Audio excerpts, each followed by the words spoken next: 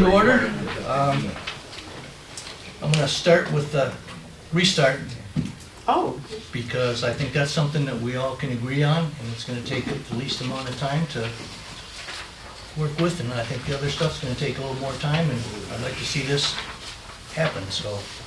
okay, excellent. I pulled it up. So everybody had a chance to look at the application, right? And it is it's free. It is free help. I know that when it was talked about before, there was a cost, there was concerns about a cost for the assistance that we might need or have. This is Michigan Department of Environment, Relics, and Energy, and then one of 12 private, very influential universities, and they get expert help. Some of them are retired. It is a very easy application. It is one page, and I promised Scott I would even fill it out for him. But I have to ask some questions. So basically you need your number of facilities, you need your square footage, you need to say why you are applying for this assistance, and then you have the ability to upload supporting documents, you submit, and you are done. So that sounds pretty easy. Any questions? Is there anyone who doesn't like this? It's idea? free? It's free. It's free. No cost. Why would we say no to free? Not even buy one, get one. I don't think this has that, Steve, sorry. What's that? There's no buy one, get one with this, so sorry. I mean, I could ask, but, if I fill out the application. Well, free is free, that's better yet. Yes, absolutely. And I'm willing to help as needed.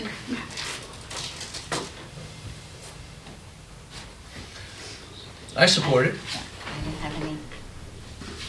It's great. I don't have anything against it. Okay. I can't see any reason to be against it either. I think we have a consensus that gives staff a direction. Okay. Let's Yeah, if you want me to do it, let me know. all right. So when we approve this, if it would be on the agenda, and then there would be more discussion as to exactly what kind of things would be available to businesses and stuff. But this is to us. Well, this is only for This is to us. city. This is for they offer it to businesses and municipalities, we qualify. Steve, if it's approved, then I think there would be more of a discussion about what we might be looking for. Okay. Correct. We would have to be approved, it's an application, we would have to be approved, and at that point, I don't think we would have to come back to council with anything more formal than your nods tonight, other than if there's any type of contractual agreement post-acceptance, or to massage, exactly what we're gonna be looking for, so. Okay, thanks. Okay. All right, with that, let's move on to appointments. Mr. Brown. Where are we at? Well, I don't know, look, kinda looks like, what Scott gave us, or staff gave us, kinda has a lot of choose this or choose that's in it. I think you guys have decided from what discussions that we've had, that's kinda where we're at now. It's either like, do this one, or do this one, or do that one. Yeah, and not that, I think, the conversations Brenda and I have, I think we've kind of boiled down the items that still need clarification and which direction to head in. Okay, So yeah, a lot of blanks to fill in if that's the direction we're heading. yeah, I mean, I was kinda thinking that, from what I got out of it, we were just gonna kinda go down it and fill in the blanks, or choose the yeses, or, where they need to be, or no's, or whatever, and go from there. If we agree on everything, but, My stance on this is I don't support any of it. My feeling is the process that we've used for the past 20 years has been a smooth operating process. It's not broke, I don't feel a need to fix it. My position is leave things as they are. Well, I have a opinion on the term's expiring time, because to me, a term expires on December 31, and there's already new people in place on this board. And then, and they don't really even know what they're voting on if there's new people coming on and they gotta vote by the 31st of December. They've only been on the council for a month maybe. So I think that the terms should expire somewhere like the end of March or first couple weeks of April or somewhere in there. And it gives people a little bit of time to get familiarized with, you know, What they're doing. and who the people are, you know, for the people on the council to don't know a lot of the people that are gonna be appointed, so, I don't know, that's my opinion on that part of it, and then, I think it should be, I think 3 terms is plenty on any of them. That's just a couple of the things so far. I've really looked at all the other fill in the blanks things, but those first 2 I'd just throw out there. That's my opinion on them, so. Scott, how hard would it, since all the committees and all this stuff, all is like end of the calendar year right now, what kind of chaos is it gonna create if we decide to go to a different end of term? Simple answer, unless I get a dirty look from Brenda, if we put all this together, is it wouldn't. The December 31 kind of came about because we did have a lot of boards expiring at different times. So for ease of staff and, you know, for council, it was best to put them all same expiration time. So if it were changed, it really wouldn't be chaotic. Whatever time council chooses, then we would, I'd assume, you would still want all of them to expire at the same time, just for ease of remembering, for the most part. Yeah, I mean, I understand what he's saying, and I made the same point before about if you know, if you just get it elected and you're coming on in November and December, they're asking you to vote on something like this and you're not really even sure what you're doing yet, most likely you're just gonna vote yes, because you don't know what you're doing and you don't wanna rock the boat. Except somebody like me. So, that would be my first comment on that part of it. I don't know if anybody else, if we just wanna go down these as they're on this thing, so we can figure it out if everybody wants to make a comment one way or another, and That would probably be easiest for Brenda and I versus bouncing everybody around. jumping all over the place. I don't know if that's necessarily bad, except for there might be some impact from some of the boards where you have an elected official on that is no longer on. So, and I favor, I'm jumping down, but I favor if the authority or the board wants elected officials, and I think that's important for us to stick with that. I'd rather keep council members on those if those boards want council members, and I think that there's important reasons for that. So what if you have somebody who's lost an election, term limited, and then, like, for example, I was on the solid waste authority, and then there's a meeting in the first quarter, or if there's a meeting monthly. I mean, what would you do about that, Scott? I think most of our boards say that they will serve until replaced. Now, I don't know if it gets into a technical thing where a council member is appointed by virtue of the office, and they continue serving if they're no longer on council. That probably wouldn't be a big deal. We have that case with the fire authority. Really? Me.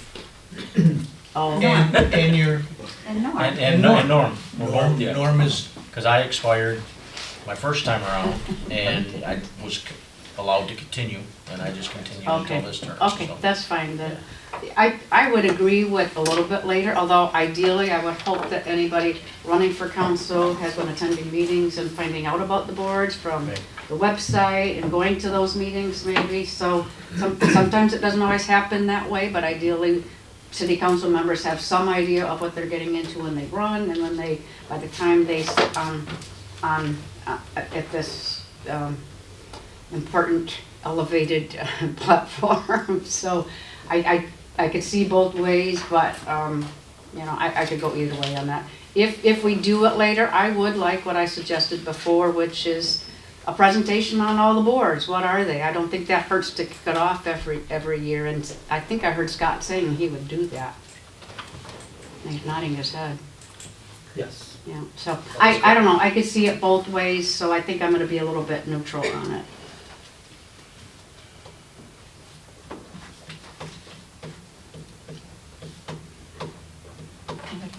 I think it would be helpful to push it out a little bit later than December. I don't know if it would make sense to potentially push it all the way to the end of June, and then make the appointment sometime, say in March, and then there would be some, not overlap, because those appointments their seats wouldn't take effect until the July meetings, but there would be a period of time that maybe they could sit in on the meetings, maybe learn a little bit, maybe some of the training. I think there's a piece later that requires specific training if it's available. They would have opportunity to take that training before they're actually sitting on the board officially doing the voting. I don't know if that's too long of a timeline, but I can see pushing the decision to do the appointments out a little bit longer. I can get on board with that.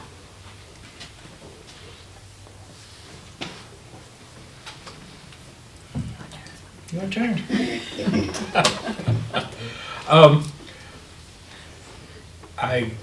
I would like to see more, I'd like to see it delayed a little bit from December.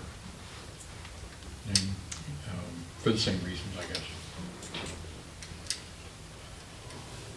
I would just think that if we, you know, say we pick the end of March as the, you know, as the timeline for it, as far as anybody that was already on like a council person that was on one, because it says that a council person has to be on one, I wouldn't think that, I mean, we would just let it ride by the old rule that, you know, you're there until you're either told you're not there anymore, or, you know, or you're reappointed, one of the two. I wouldn't think that 3 months would make a, you know, unless there's a legal deal. And I think, Will, did you want to chime in? I We had a think- sidebar already. Yeah, so we were go sure. ahead. I don't think it's a problem if it's an internal decision that should be a council member. I don't know if there's any that are statutory. That's what I was gonna ask. I think Or we should those- know aren't there about some but that are- I feel like there are, and I think that's why, Because those would be different. I don't know what the statute would say on that. So we'd have to probably look at something like that. The election commission is by charter, and it identifies the mayor. And I'm not sure, planning commission is the mayor and one elected. And I think that's by state law. And I think that's probably the only two. they don't have any dates that they're actually terms expire on. No, Okay, no. good. So I think on the planning one, we probably need to take a look at that. Yeah. And because right now it says the mayor, city manager, and one council member, so if a person who is mayor on November 1st is no longer mayor on November 30th, that might Right. create an issue, although the lack of one member, you know, you've got 9 people on planning commission, you might have to wing it with 2 less members for 3 months. Well, here it says the mayor and the manager designee terms coincide with the mayor's term. Is that just our policy or is that the statute? That statute. Yeah. So that's So the probably why mayor's they're on, in the November. mayor's on it when they're the mayor, sort of irregardless of whatever the Right. terms are in here. So it's hard to make a hard and fast rule for all these boards. There are gonna be differences. Well, the closer we can get, the less confusion, because it took us a while to get, because a lot of these say, like planning commission, 3 members on 3-year overlapping terms as best as possible, so you don't have 9 new members in 1 year. And somehow we got out of whack on that, so it took us a while to get everybody back in line. They're not gonna be identical, but the less differences, then the more efficient we're gonna be. So yeah, with this one, at the expiration of a mayoral term on planning commission, the mayor and the city manager, his designee, are no longer on planning. Although the new mayor would automatically take. Right, so his the or new her mayor would place. just flop in. So, there's, So- the mayor one is gonna be there one way or the other. Right. It might be a different person, but Right. And the council member one is a little bit different because it would have to be a council appointment. So if a council member's on planning, their term expires, or they don't get reelected, then we'll have a vacancy until council appoints a specific council member to be on planning. So again, the mayor's automatic. Right. So the mayor would be on planning the day he or she takes office, correct? Yes, right. So worst case scenario, you've got a couple of months without a council member on planning. Well, maybe it makes sense just to wait through the month of January. Maybe waiting to March is just too long. Just sounds like it's becoming kind of complicated. Well, I think the further you drag it out, Yeah. um,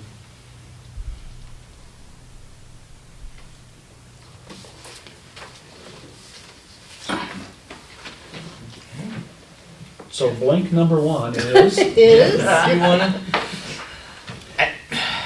I see we're trying to recreate a wheel here, and we're gonna cause more problems than not with a lot of this stuff. To a point that it's worked for how long? There's a huge learning curve in a lot of these appointments, and if we start flip-flopping people real short duration, we lose I won't say seniority, but we lose that, what they have learned up to that point, and that's one of my concerns, is that we're moving these people too quick, and granted, we want people on there, but then again, we want people that are educated on there, and that's one of the things that concerns me, especially with one of the ones I'm on, the fire authority. If you don't, and Tanya will tell you, if you don't have some kind of a clue what's going on, you'll get left behind in a big hurry. So it's one of those things where you gotta learn, and it's nice to keep those people there for a while, because if you get somebody new and they're voting, and could really impact a public safety and make it a public safety issue, so. Well, the other thing is, like the Solid Waste Authority and the Fire Authority, these are longstanding relationships we have with other governmental units in the area. And so, that's why I think it's important to keep a council member on there, because, we spend money, we provide money to these entities, and so I think that's important. But also, they're longstanding relationships, and I think having some longevity makes a difference. I'll go back to planning. I was on planning for 10 years. And, that's not related to our relationships, but you do learn a lot in that 10 years. So I would not be in favor of just popping somebody off because they're term limited. It helps. The more that you're on a body and you make a commitment to show up, the more you learn. The more you learn about, the different issues in our community. So, And you need that information to make wise choices and decisions. well, we are the face we're the first face of government to people in our community, and so we owe it to them to have kind of a responsible process for this. I'd go along with a compromise to at least wait till January, so the new council members had at least, so they weren't hit with it the first meeting. I would compromise to that level. January 31 or something, last meeting in January? Yeah. The second meeting in January, that makes sense. That's works a for me. little bit better It works, anyway, yeah. it's, at least it pushes it out a little bit further, for somebody Get to 4 meetings to get this meeting. understand what they're doing a little bit Yeah. better. I think that's a minor disruption. Right. But so first- how think about we have terms expire on January 31? And the next blank is that the council appointments will be made on the second meeting in January. Sounds good. You could ink that one in. Hold on. It's in ready too. Oh, okay. No, I guess it's all right.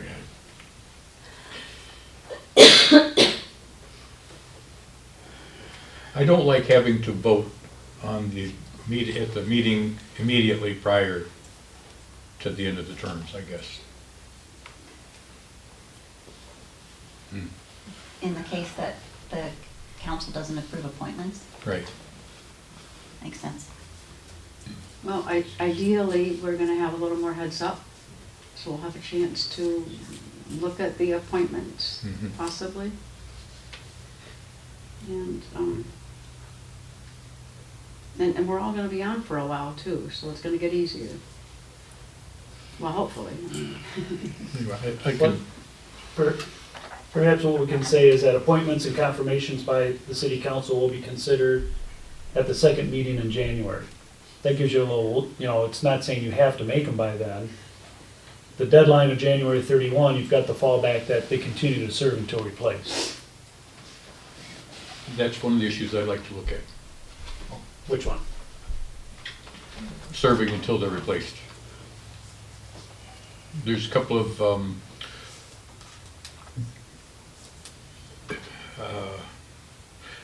issues, I guess, that I think interact there. I don't like the idea that somebody could, that currently I think that's been used to just keep the same people in office in their ward and committee.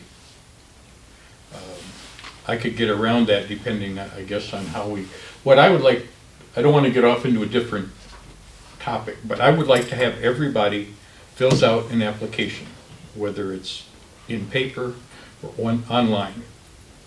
Everybody that wants to apply fills out an application, even the people that are currently in that position. And that just because you're in that position, you're not guaranteed that you're going to have another term. And the reason why I think it's important that everybody fills out an application is so that we have a chance to vote on we can reject somebody whose term is up. We can reject the mayor's nomination, as long as there are other applications to look at. Well, and that's one item for consideration at the top of page 2 is the application form. And for me, that ties in a lot of issues. Those are the more important things to me, actually. But I think you want some safeguards, and I'll refer to Will, that if the terms expire on the 31st and council, because of disagreement, has not been able to come to a consensus on appointments, you have nobody serving. And basically the wheels of government come to a screeching halt. That only happens in DC, hopefully not in Whitehall. Then if there are no other applications available to vote on, then I would see them continuing in their term. Or nobody gets continue. approved. I mean, Yeah, you can have 4 applicants and none of them get approved. And the mayor, in the charter, the mayor makes the appointments with the approval of council, so does he have like the first run at it?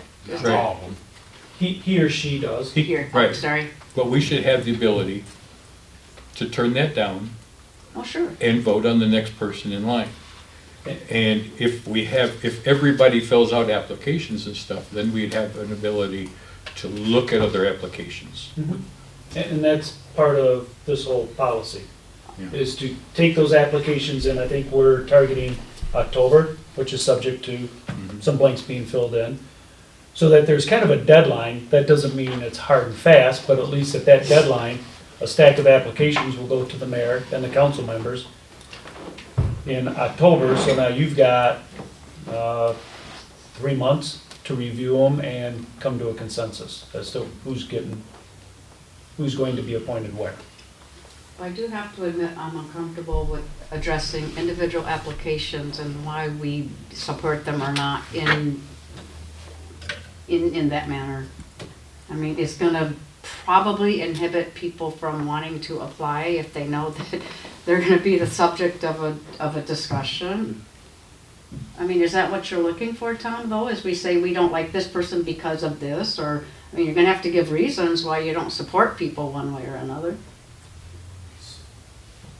I think that could be kind of That's probably true. I find that to be a divisive way of doing business, I guess. And I'm not looking to be divisive. Well, I don't want to be divisive either, but, you know, it does say here that diversity in numbers is desired by, I need my glass. Diversity in numbers is desired, but we will be dictated by the availability of qualified candidates. Well, who's going to make who's going to decide who's qualified? If we don't have the option to discuss it, then we're just going on the mayor's recommendation. Which we have, you know, which we typically do. I Right. mean, the But mayor has voted, and he has that's part of his role, I guess, or her role, sorry. Right, but if we vote it down, I mean, I think we should be having a serious vote on who's elected and not just go with whoever's there. I don't think is the right way to do it. I think the rest of us have the ability to make decisions on who's qualified and not. And I think, I don't know, I guess I would push that issue off for a little while. I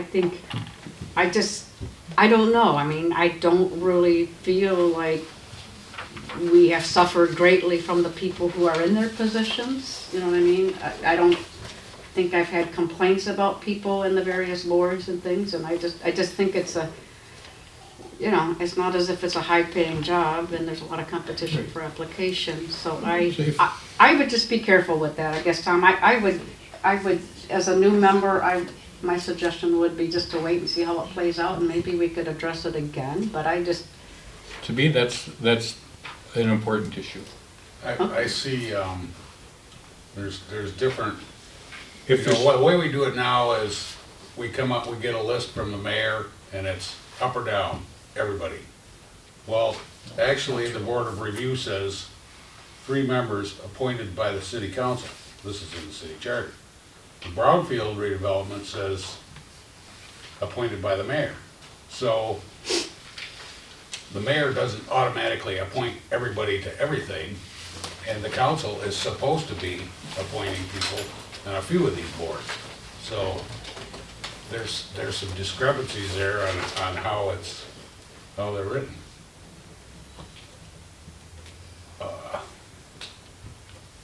You know, different ones are different, so. You know, if we come to a situation where there's just one application, then I guess it's a done deal. But if there's 3 or 4 applications sitting there, I don't think we should just automatically renew who's in the chair.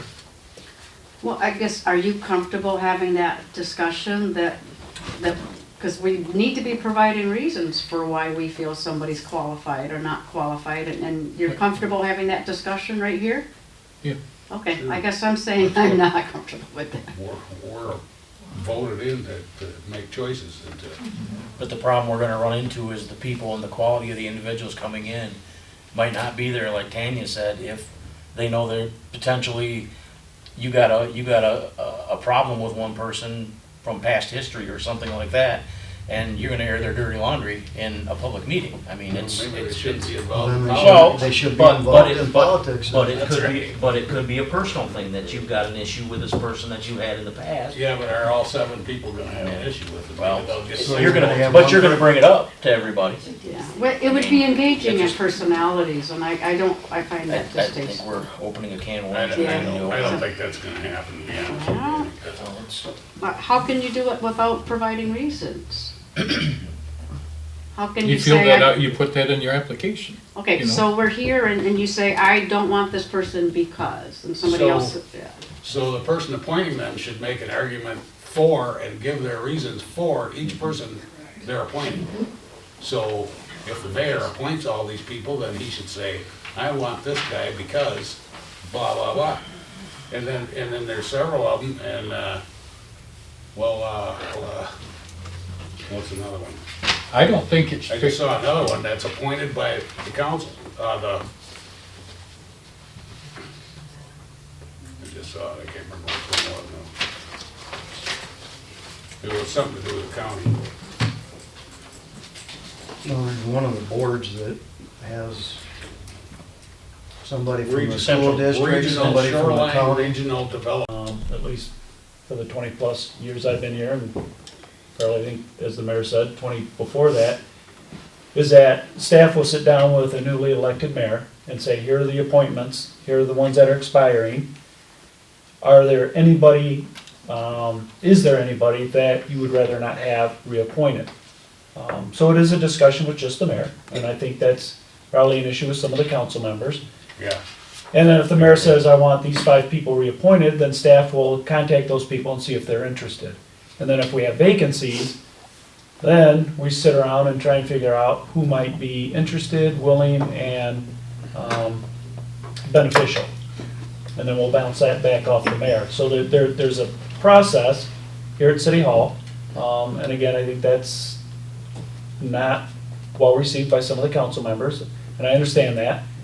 But that's always been the process, even though it says appointed by the council or appointed by, other than the charter ones that say it will be the mayor or it will be the city manager. That's a process we've always used. And I think to Councilmember Cabala's point, we've never had a board be dysfunctional because of that process. But ultimately, all of the appointments, even the ones that say it shall be made by the mayor, come back to the council. So ultimately, you do make the appointments. There's just, I think, which has led us here, is there's not more involvement by the council when we get to that point. I think the problem started when we went to this elected mayor position. It used to be the mayor was appointed by the council, basically. And so it wasn't like he was the top authority on everything, which it seems to be that some people have an issue with a little bit as far as appointments and stuff. So it's more of a political position now. Last year, the system worked. And again, correct me if I'm wrong, there were 22 renewal positions. Every one of those 22 was recommended by the mayor for continuing. And we were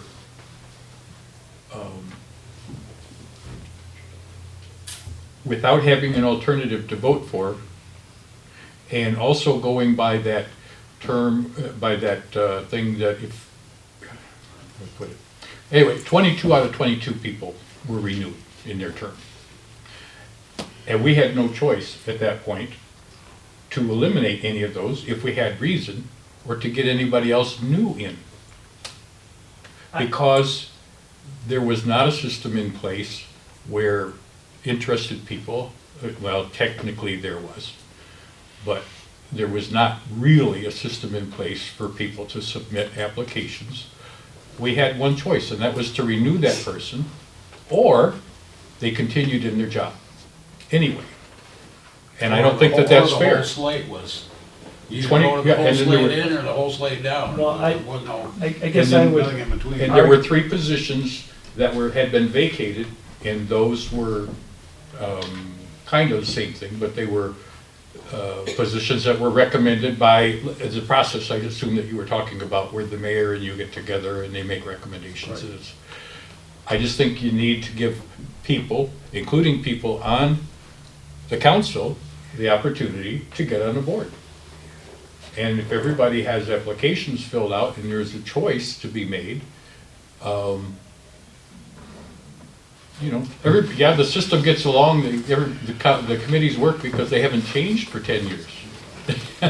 That doesn't mean you're getting the best ideas, and it doesn't mean that you're getting the best qualified people either.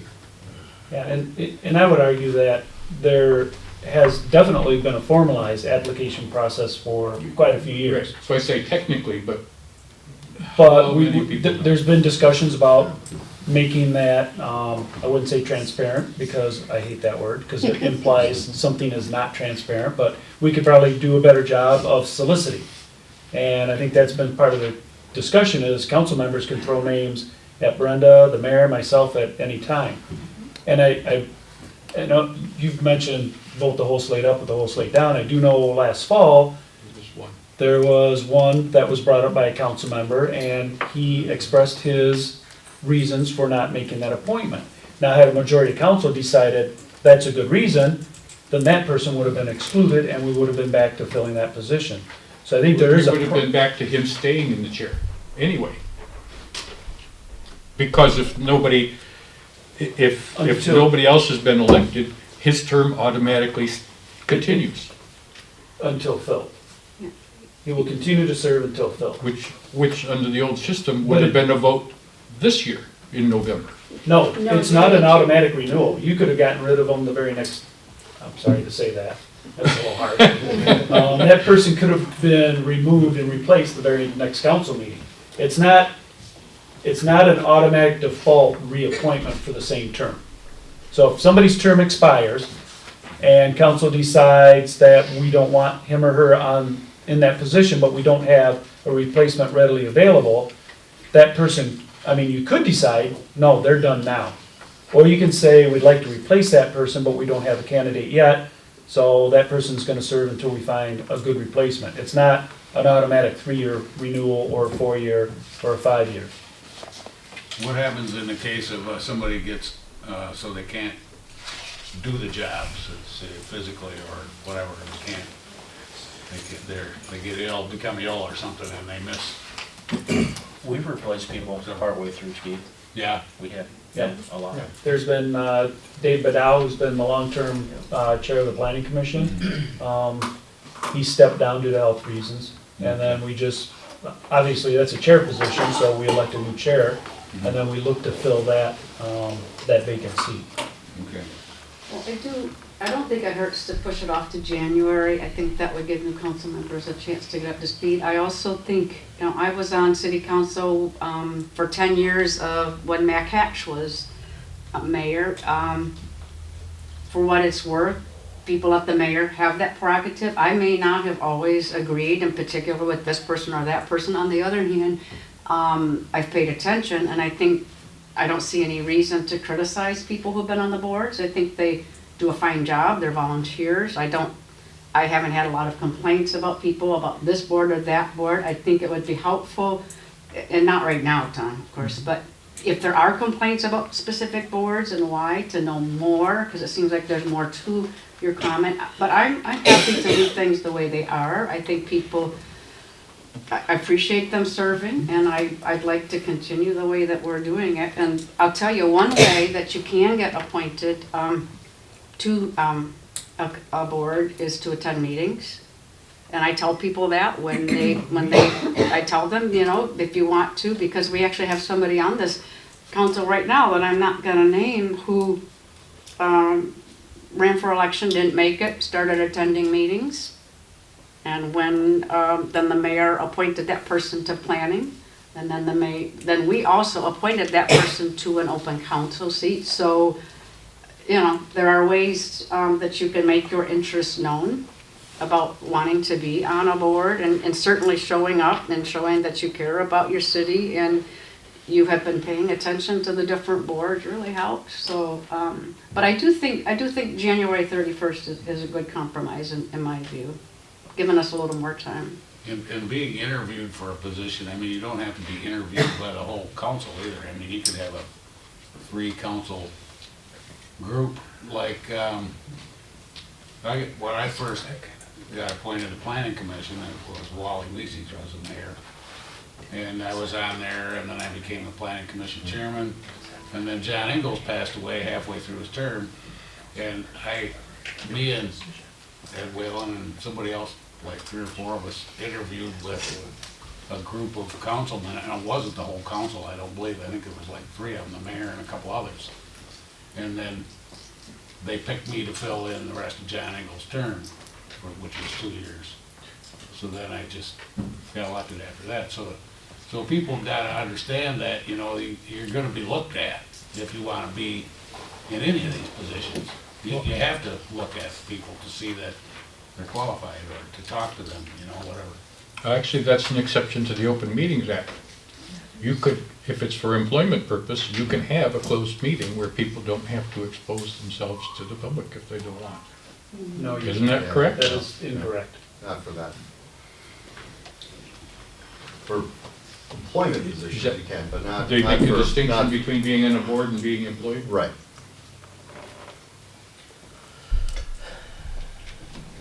So the way I'm looking at it, there's 16 total boards.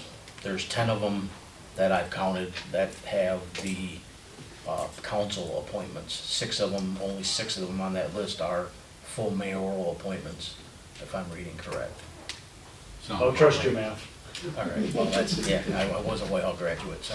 Well, then I'll go back. Then go back on it. That's what I'm looking at with this. I mean, and like I said, I've been on a while. I was on, like what Tanya said, a while. Everything was working fine.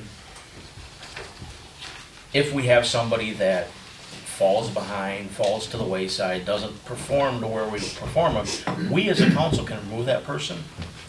The committees can also, I do believe, have, some of those committees have the ability to do the same thing, don't they? Some of them do? There's a few of them. Yeah, that have the ability to, if they have somebody that's underperforming or not, that they can remove them or at least request from us to look at them. I mean, there's nothing to say that when you put this person in, it's a permanent thing for that amount of time either, so.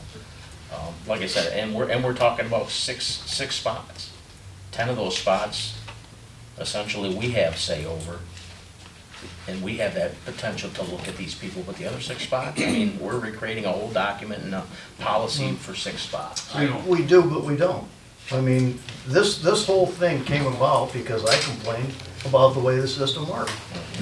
And some of you think that it's worked fine for 20 years, and the reason this came about was because I don't think it does work right. You know, so, you know, you're saying that 8 or 10 of these boards, the council gets to approve, or the council gets to say who's gonna be on the board. I've never been asked, other than in the vote up here, Well, then- who I wanted to be on a board. I didn't get to look at everybody's names. And that's the portion we need to change.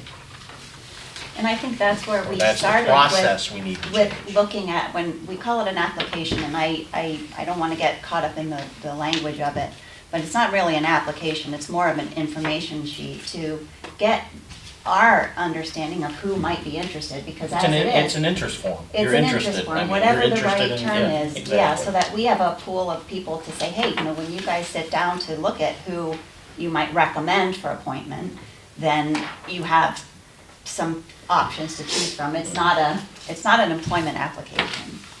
So, I mean, there's a distinction that I think we have to be careful about, because we're not going to every single time, let's say there are 5 people interested in being on planning. Most of them are not gonna be qualified, because the very few people actually go to school to be a planner. I mean, and what's the likelihood that they're gonna be signing up to be on our planning commission? So some of our boards, a lot of our boards have people on them that aren't technically qualified to be there until they've been on there for a while. And I think that's just part of the learning piece that we have Just to like deal council. with. I mean, It's same like, thing, this is like just like this council. board. So, Yeah, exactly. I think we have to be careful with the application or information sheet, because it's not an employment application. It is, hey, I think this is interesting, I would like to serve on this board. And this is And- why. But- And here's why. Yeah, I mean, you might have an education background or employment background that could help do that, but the specifics of each board are varied. So I think we have to be careful with that piece of it. I would not want to have, I agree, I would not want to have a discussion over this person, that person qualified or not because of 1 or 2 things on their interest sheet. So we have to be careful with that. I think, for me, that goes back to the education piece of what are the boards about. So I like the information sheet that was in the water bill, because I think a lot of people, it really, I got a lot of comments from people who really appreciated seeing that, because some people didn't have any idea that there were that many, or that many options to express interest. So for me, it goes back to information sheets to let people know we're interested on being on a board, but we also have to provide some education of what does that mean. And then if somebody does get appointed to a board, help them understand quickly what things are required. Open Meetings Act, I mean, you know, the general training that we all go through when we get on counseling, everybody needs to understand that to be on a board. So I'm not opposed to pushing back the appointment date, an expiration date of the meetings, but I don't think we have to do an interview process to do the appointments. And I'd just like to say that, I don't have anything against anybody on any of the boards. I'm not looking to replace anybody. I would just like other people to have a fair chance to get a position on the board too. There are people in the community who have outstanding qualifications for different things, and I'd like for them to have a chance to get on the board. It's changed over the years, 20-some years ago. If you ran for the council, you might not have anybody running against you. And then, and you couldn't get anybody, nobody knew what all these boards were. And if somebody came in and said, hey, I'd like to be on a board, they'd pretty much say, well, we got an opening on this, and say, okay, we'll put you up at the next meeting or whatever. And now I think there's more people interested in being involved in local government, which is good. And so we should encourage that and, advertise, like you said, and our water bills and things like that to let people know what kind of things are available. Because if the LDFA makes a decision and you hear people complaining about it, or the Tiffin district or whatever, and it's like, well, maybe you should ask to get on that board or whatever, or get involved or something, Attend the meeting. Attend some meetings, yeah, exactly. So You hear a lot of complaints, but nobody wants to. it's easy. All right, we're getting close to, we have to open this up for public comment. But I just want to add that my policy has been every year in December to go to Scott and say, what boards, what people, terms are expiring, what people, are these people all doing a good job, should we keep them? And so my appointments have come on the recommendation of staff. They haven't been my personal appointments. A lot of those people, I don't know. I don't go to all those boards. The boards I go to, I believe those people are doing a good job. So I rely on staff to tell me, these are good people and we should keep them in that position. So I'm taking staff's recommendation and presenting it to the council and saying, this is what staff thinks should be, the people that should be in these committees. Now, you say you want to give people a chance, you got someone that's doing a good job, you want to say, oh, I want him off because I want my guy on there. That's how our system works. If you're a House of Representatives or a senator or something like that, This is Whitehall. this is Whitehall. We've got good people right. serving in positions that are doing a good job. I want to keep them there. At this, anybody wants to do a public comment, please step up to the microphone and give your name and address, and limit to 3 minutes, please. Can I just make a question about public comment? Will there be time for the other items that are still on here for this time? Or should I make my public comment now about those items? Yes. Mine is quick. Just want to let everybody know that shuffleboard at Montague Township Park is starting May 1st. And it's like 17 leaves or something like that for the summer, for the seniors to come in and enjoy themselves, get them out of the house. So if you have anybody in your family that wants to come over, you start at 1:30 on May 1st. 1:30 Okay. May 1st shuffleboard. Thank you. First time, Is yeah? that Lillian? Is that mic on? I don't know. No, Can it's you not. hear me? I didn't think it Oh. was. I heard. I don't talk very loud either. We got your All right, information, May thank 1st, you. 1:30. Thank you. All right, how do I turn the microphone? I There should be a button right on the side there. don't know, it's the, excuse me. It's a button right Somewhere. on the top. Green light should come on. Yeah, in theory. Unless the Those batteries are dead. No batteries. Oh, they were sitting All right. right there. Speak loud. I'll use my loud teacher Yeah, voice. There you go. Hi, I'm Chris Billy from Whitehall. I wanted to let you know that I am strongly against the 2022 ordinance which allowed the use of Lake Street for snowmobilers. I live in Tannery Bay with approximately 100 other homes. This number will soon be 120 homes when the complex is completed. Lake Street is our only access in and out of where we live. Allowing snowmobilers on Lake Street sidewalks, the street would create hazardous conditions for both the snowmobilers themselves and the people that are coming and going out of the two exits and entrances. Also, Tannery Bay is a community of vibrant people who enjoy walking to town on those sidewalks, even on snowy days. And if it was going to be groomed as a snowmobile place, it will no longer be shoveled. This year, many people outside of Tannery complained to us residents. I had to myself when I was taking garbage out, asking why Tannery had stopped shoveling the sidewalks on Lake Street, that they were now being forced to walk in the street. We explained it isn't us. We didn't shovel or stop shoveling. So for these reasons, I am just sincerely asking you to consider not having that ordinance of the 2022 for the snowmobilers on Lake Street. Thank you. Thank you. Anyone else? Can I ask Chief a question? Yes. Do we have anything in our snowmobile ordinance that says anything about you can or cannot drive a snowmobile on a sidewalk? I mean, other than the rail trail. There's nothing specifically about sidewalks, but it would be presumed that sidewalks are prohibited because of pedestrians. Bicycles aren't supposed to be on sidewalks. And I think part of the problem that she's talking about is, I think a lot of people, that sidewalk pathway that connects to the rail trail that goes all along the front of Tannery Bay, I think a lot of people consider that part of the rail trail. And they don't consider it a sidewalk. There's a gate up there though that you can shut that you can still walk through. We should probably go back to using that. Yeah, but all that gate's doing is keeping you from getting onto the rail trail. I mean, if you're coming from down by the Eagles Yeah.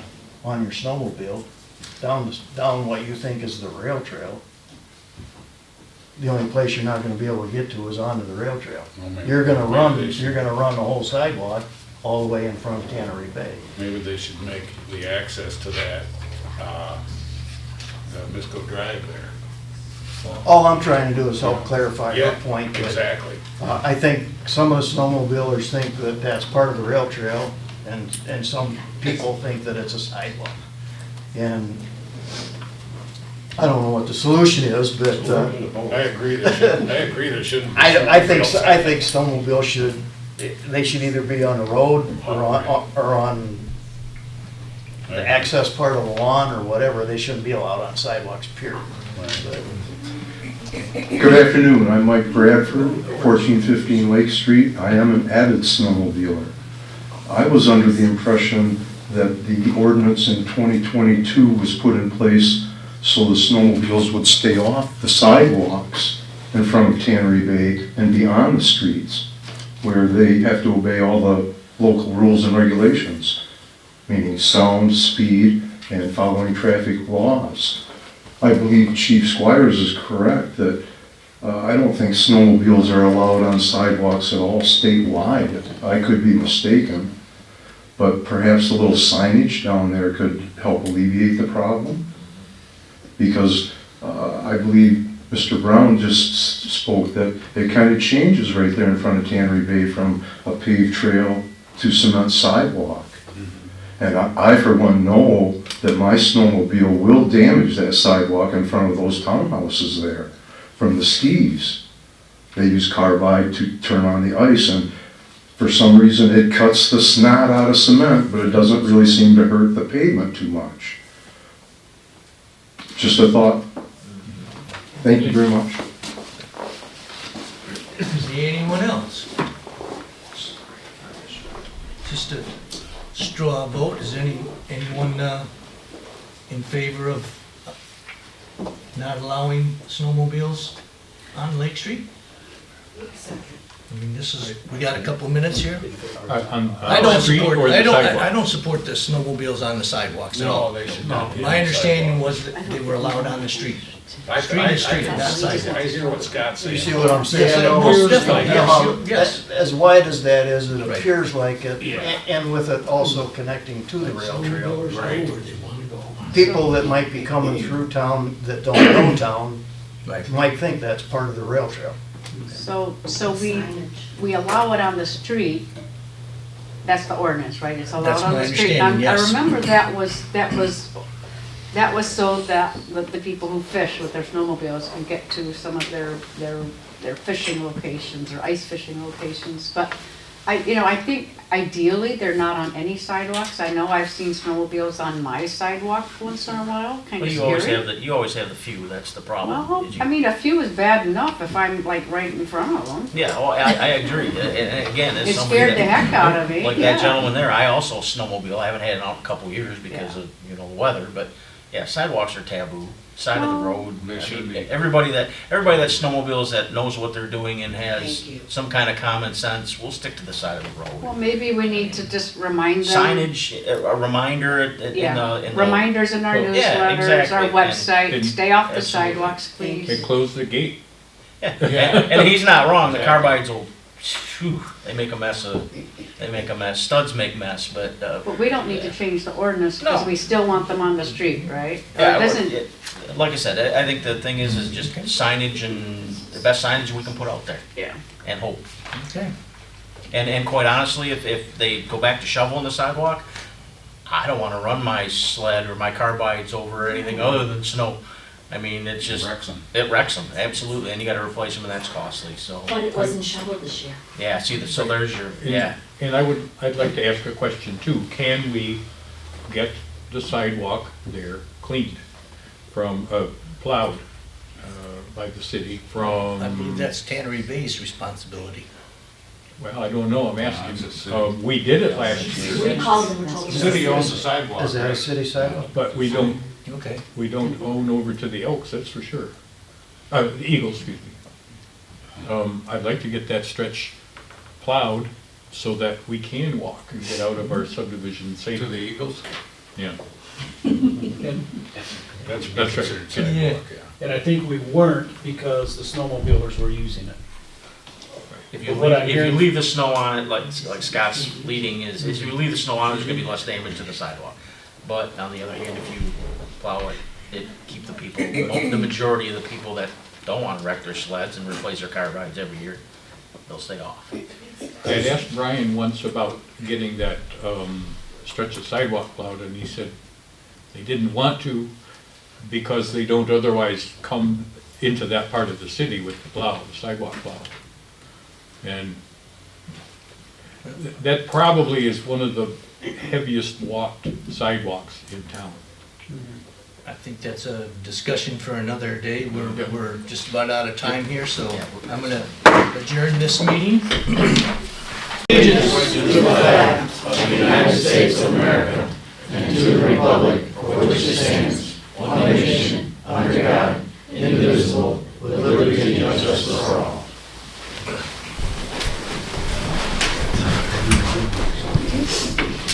All right, first up is the approval of the agenda. I move for approval of the agenda for April 23, 2024. Second. Been moved and seconded. Is there any discussion? All those in favor say yes. Yes. Opposed say no.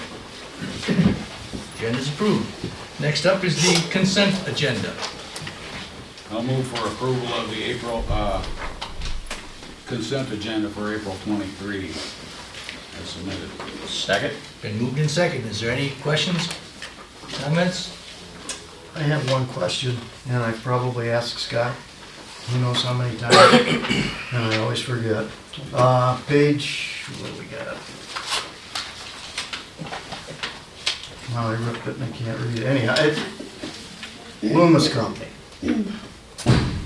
Can you explain to me again what that is? The WRAP plan? Oh, the rat. So you can keep asking, hopefully I keep giving you the same answer. I don't remember, so. The RET plan is basically with the Affordability Act, the Obamacare, is that we had to adjust how we do deductibles with our employees. So we have a basic health plan with a high deductible in compliance with federal law. But then we have a WRAP plan, which is WRAP, that actually is a supplemental insurance program so that the total financial impact of the employees isn't as hard as without it. So when somebody goes to the doctors, they submit their primary, and I think it's priority health now. So often we change it. So whatever priority doesn't cover, instead of the employee covering all of that, it goes to the secondary. And then we still have deductibles and co-pays, but that lessens the impact of, I hate to call it Obamacare, but that's the common term of it. Okay, thank you, that's all I have. Yep. Anyone else? All those in favor of the consent agenda say yes. Yes. Opposed say no. No, Consent agenda is approved. Next up, message from the mayor, council, and city manager. I'll start myself in saying that I'm very happy to see this many people in the room. Many years ago, before I was on council, I attended many council meetings, and I was the only person in the audience. Many years. You remember that, Steve? Yes, I do. And if there was a crowd in the audience, it was because people were upset about something. So I hope that most of you are here because you want to learn something and you're not upset about something. And if you're upset about something, then this is the place where we can work it out. So I thank you for your interest. We'll start with next. Jeff. Oh, you need me up this time. You- The only thing that I wanna let everybody know, I got this wonderful little temporary water shut off notice stuck in my door today. Just to let everybody know, looks like Warner Street project is gonna shut down at least part of Alice. I don't know, did you get one of these? Check your door. I got something blue on my door. All right, Was check it your blue? door. Anyways, water will be shut off on 4/24, which is tomorrow from 8:30 until approximate, for 6 hours. Okay. So, just so everybody knows that's streaming. My guess is if you're on your Alice Street or some of them other ones, you might wanna fill your tub up or something else if you need to, because you're not gonna have water some gallon jugs. from 6 hours, yeah. So, figured I'd let everybody know about that, myself included, but luckily I'm working, so. I Thank won't you be- for that. Scott? Heading this way? Yes, sir. I just have a question for Scott that doesn't really have a whole lot to do with much, but have we had any issues since we repainted the art wall? We haven't. I haven't seen any. Nothing's been re-tagged in any No. way or anything? No. Cool, thank you, that's all I wanted to know. I There- haven't been out walking for the last week and a half, so I haven't been down there to see myself. There is a small spot where it appears the paint isn't sticking real well. Well, I can see some color As coming. many coats of paint as some of that stuff got on it, I'm surprised paint sticks to it at all. And as cool as the weather was when it was Yeah. painted, so, Yeah. yeah. Okay. Steve? I have nothing tonight. I have a couple things. One is that I really did appreciate, like, was it you that commented on the article that was in with the water bill? And Tanya and I had both talked about using the water bill as a way to get information out to people. I think that was a great way to start, and it might have something to do with somebody being here today, I don't know. I worked on the trash bash the other day, and that was interesting to see a lot of neighborhood people out and about and picking up garbage and stuff they wouldn't normally want to touch. But I did have one complaint by one of the fishermen along the shoreline. I did the shoreline up to the bridge, from the caboose to the bridge, and then from the rail bridge over to the other one, and complained about when they cut down all the trash along the shoreline, they left it in there and it makes it hard to fish. The trees. Cut down the shrubs? You said trash. You No, said they cut okay, down yeah, the trash. that's, sorry. Okay. The shrubs, they cut down the shrubs and left it in the water and so on. And then I did have a question on the Warner Street project. Is that a total rebuild or is that a regrind, a mill and repave? It depends on what portions. A majority of it is gonna be a complete rebuild. The north end, the north 3 blocks, I think that's gonna be basically just a resurfacing. Okay. I had a question about that from somebody, so, good, thanks. I'd heard on the trash bash that they were pretty much, not a lot of trash they found to be picked up, so that's a good thing. I was a little This is pretty- surprised. This is a good thing. I was out of town, so I couldn't add my labor to it, but I heard it was a good turnout, but there wasn't much to pick up, which is good. It's good. Yeah, I think it's, I can't remember how many years it's been going, but there were more people this year that came out and less trash, so it's good. It's good. Yeah, we're making good progress. It's Anything well else? organized. Anything else? Me? Yes, Okay. I think you're done. I'm done, Yeah, yeah. Okay. Yeah, I want to say again, to Tom's point with the newsletter edition of the explanation of the boards, it's a great piece of education, and I would like to see how can we, I mean, the newsletter's great, it's once a quarter, that's great. I don't think we're going to do that every quarter, but is there a way we could do some things on Facebook, maybe post a couple of, hey, this board's that, just some of our posts could be about a board, so it's there for reference for people to go back to, and just a reminder. I think the more word we get out that these boards are, number one, that they exist, that they are meeting, when they're meeting, all of that information out there, the more the better, so. And if I can chime in, since that's brought up more than once, all the credit goes to Brenda. She's got the English major, my reports are probably boring. Brenda has a nice way of putting the information together with a little bit of flair. Thank you, Scott. Could I make a little comment on that? Sure. What about people that don't get a water bill? I mean, can't you just send us one that says you owe $0 for water and sewer and give us all the information? Because I don't get one. I have my own water and sewer. We can add you to the billing. I mean, not to the, to the.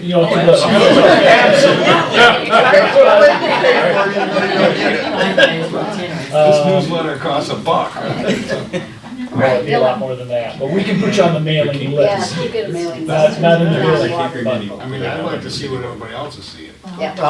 Probably everybody that doesn't have city sewer or water should be added to the mailing list. There's only 20 of us. Oh, Is there There- another avenue? But you get your Newsletter information every is day, so. In City Hall, right there, when we walk in, is it not? It's always there. Yeah.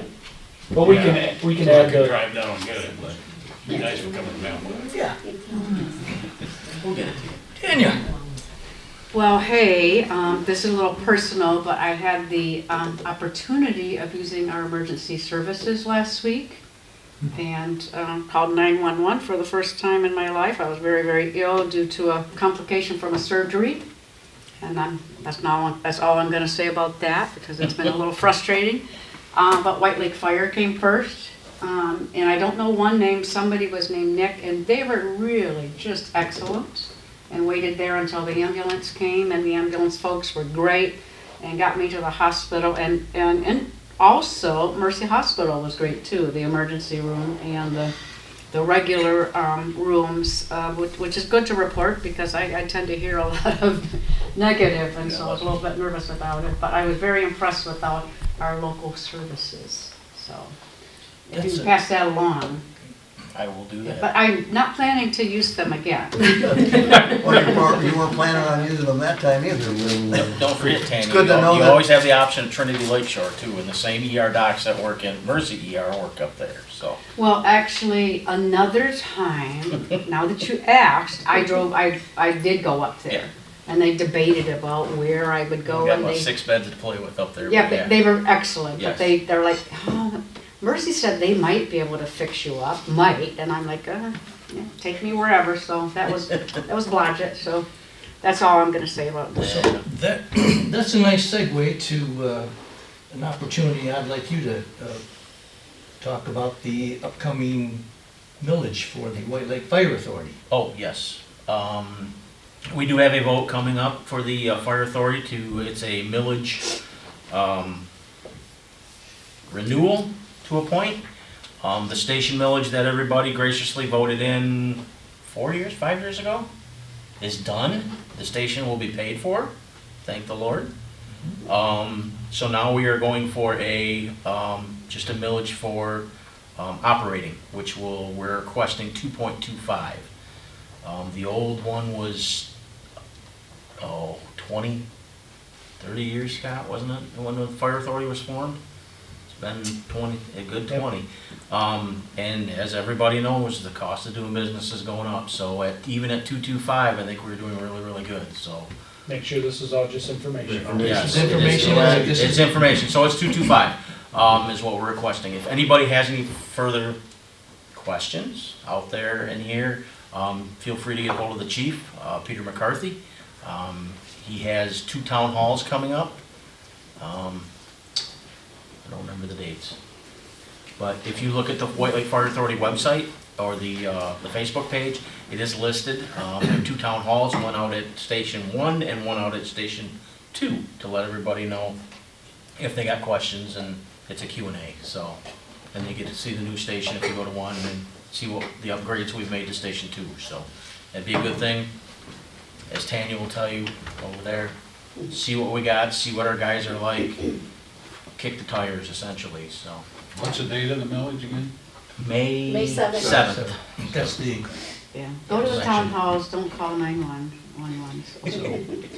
Unless you I've been need to, asked of if that course. was if this is an increase. It is an increase over the original 30-year note, yes. So is there one expiring and one new one coming on? Is that Yes, the- yes, that's the if it- case? yes, yeah, everything is done. The station millage is done, the operating millage is done. This is to renew the operating millage for the fire authority. But it is a net decrease. But it is a net decrease, Okay. yes, over what you were paying. Okay, so Correct. that's the important information I want to get Yep. out to people, that they understand what, Yes, it what is the a net, facts it are. is a net decrease. Whether you support them or not, that's your personal Yep. vote. Yep. So, all right. With that, I think we'll move on to public comment. Once again, if you want to make a comment on anything on the agenda, step forward, give your name and address in 3 minutes, please. Just a quick one, Mark House, 1421. Jack, It works. is it like mandatory, like when you guys make a run at 2 in the morning to Lewis Street to the manor, Yes, you run the sirens? yes, You work past my house, wake me up, absolutely. wake my grandkids I gotta- up. I gotta- Can't you just have the lights on? No, it won't work.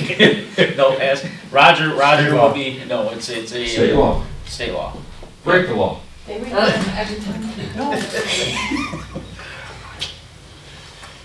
I'm sorry about that, but The problem is if we are not and we get hit, or we hit somebody, you can imagine the liability with it, so.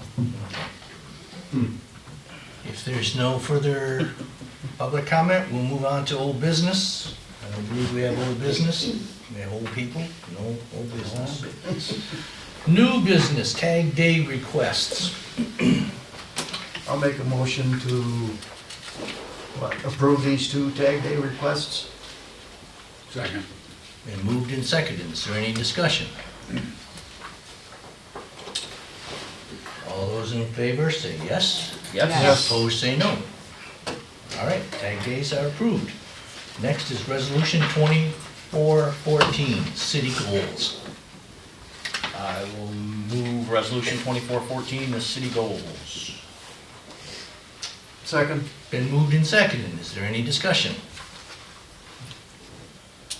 I thought we were gonna have another discussion. I thought that we had agreed we would have one more discussion about it. I'm not really crazy about voting on this, because I still feel like it mixes up, streets and, for example, it's got the Christmas decorations, which is a downtown thing, but then it's got another downtown thing, which is the beautification, and it would be much more meaningful to me to deal with these in like categories.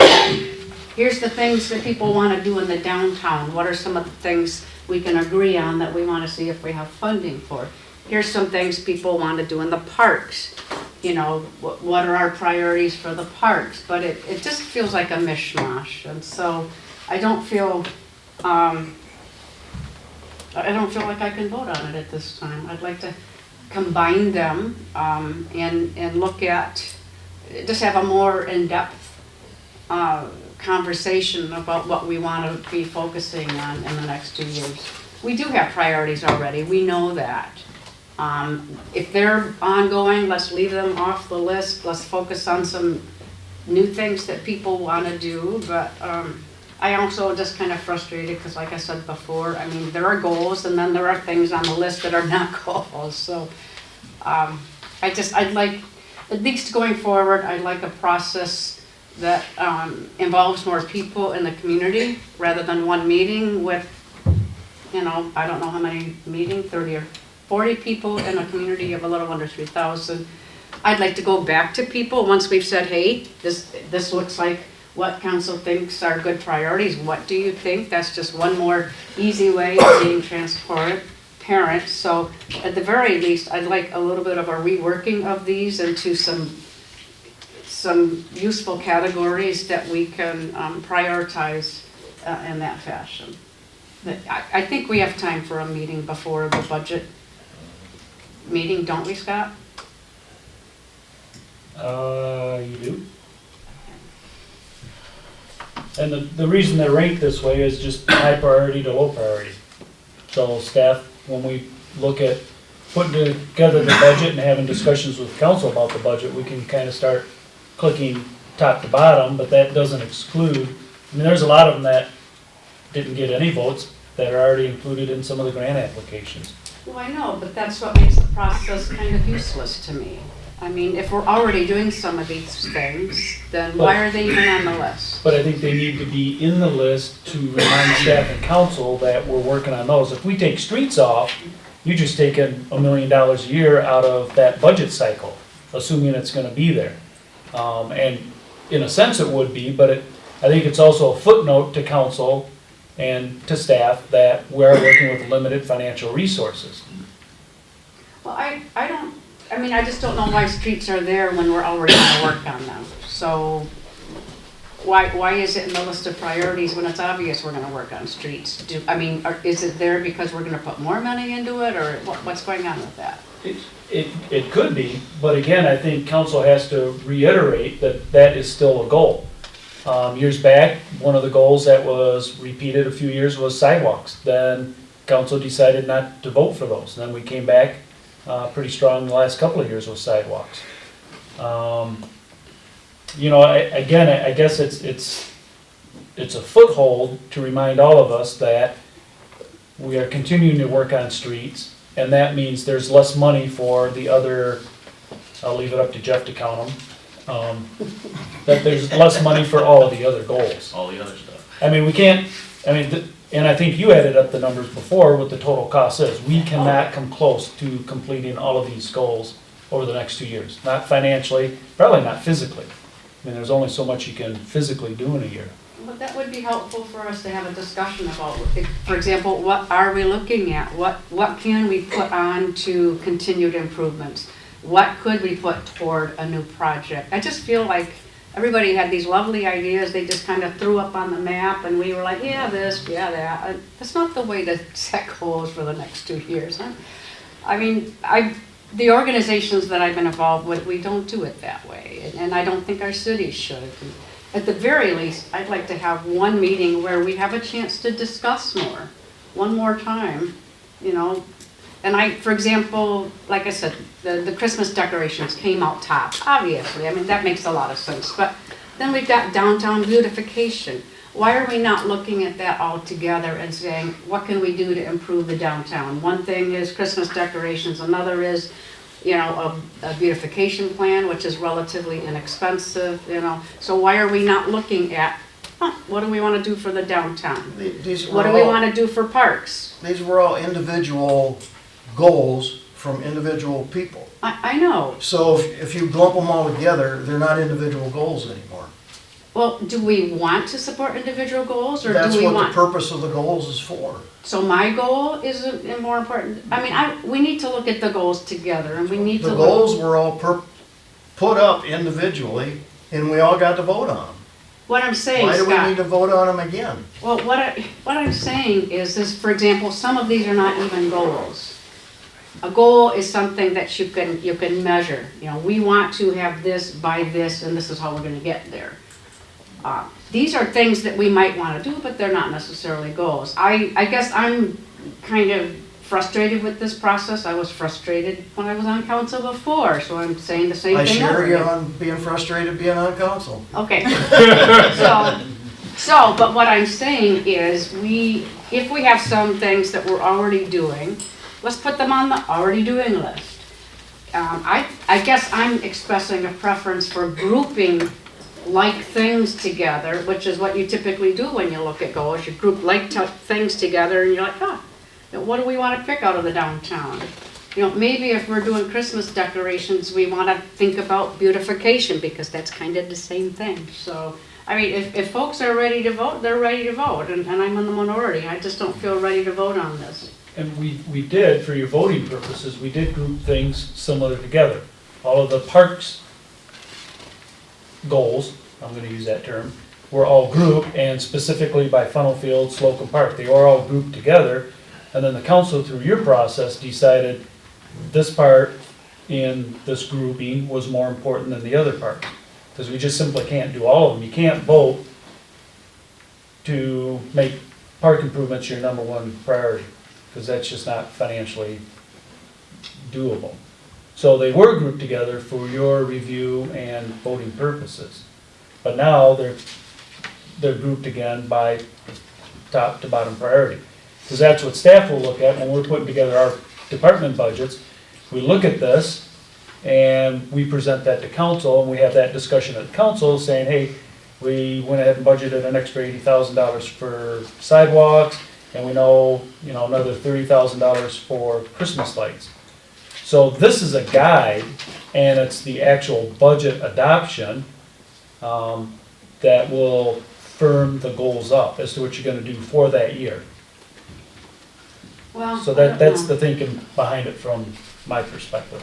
I just still think it could have been more intentional. I mean, it just seems like throwing up a bunch of stuff, throwing up a bunch of dots, and then here we go. Well, but throwing a bunch of stuff was part of encouraging everybody in the community who attended to whatever thoughts they wanted. Then it's up to council to decide, sorry, that wasn't one of our priorities. Not that it's a bad goal. But most of us were council members or staff at the Our class, not our group, Steve and I were in a group that, we had a group of 4 or 5 guys over here, and they gave, Brenda and Roger were there, I mean, those guys were quite vocal on different things and ideas, and So how many non-council, non-staff members did we have? I don't know the numbers, I know there was quite a few people in that room. It probably doesn't make any difference because it was advertised that the public could attend it, and whatever public wanted to come came. I mean, it's no different than a council. So I guess if you had to work that night, you couldn't make it. Okay, if people feel like they're ready to vote, I'm happy to, to say no, but I'm gonna give you another way of looking at it going forward. For example, I'd like to look at what can we give what gives the most benefit with the least cost, you know what I mean? Like what's gonna make the most benefit for people that's like some of the smaller costs, I just would like to have a more in-depth discussion, but. Should we put that on a work session as a going forward? Yeah, I just, I feel like it's a mishmash, and it's hard to vote on a mishmash. And we've picked off stuff at the bottom of picked off low-hanging fruit, like you were just talking about. If something's $300, $400, $500, they've picked 1s and 2s off the bottom, and because they've had a little extra funds here and there, and I'm assuming they're going to do the same thing this time. If we decide one of them was a grill, that one I brought up, a big grill over there, it's $1,200. I mean, if we come up with that and we got a little extra laying here, there, or everywhere, or we sell some property again, I mean, like you said, get the most bang for your buck. But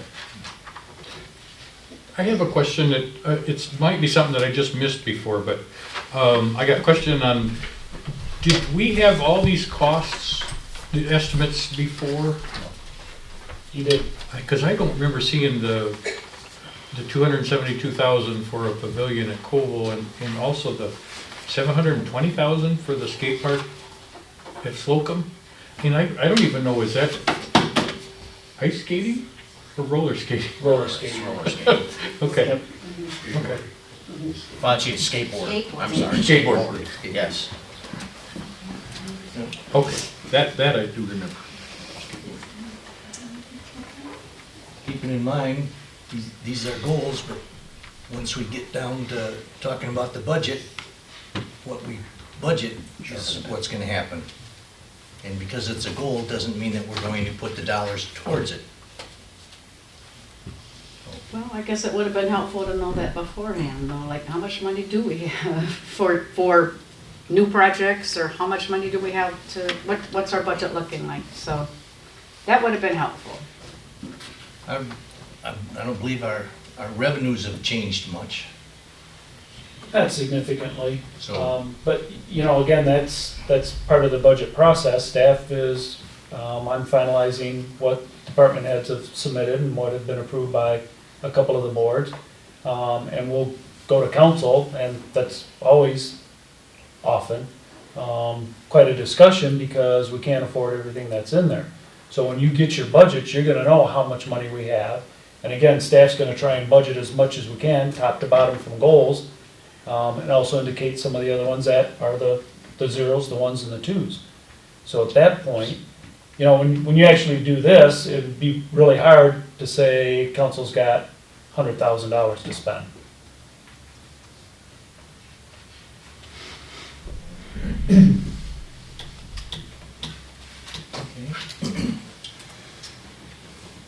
Is there any further discussion? Hearing no further discussion, I take it that we want to move towards a vote. So, roll call, please. Holmstrom, Yes. Brown, Yes. Sittinga, Yes. Kabala, No. Hillebrand, Yes. Zemer, Yes. Salter. Yes. Resolution 2414 is approved. All right.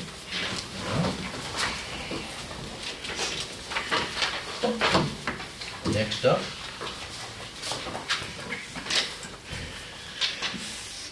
Public comment. Public comment. It's the last opportunity for anyone in the room to have a say about anything. If not, all right, well, thank you all for coming. We're adjourned.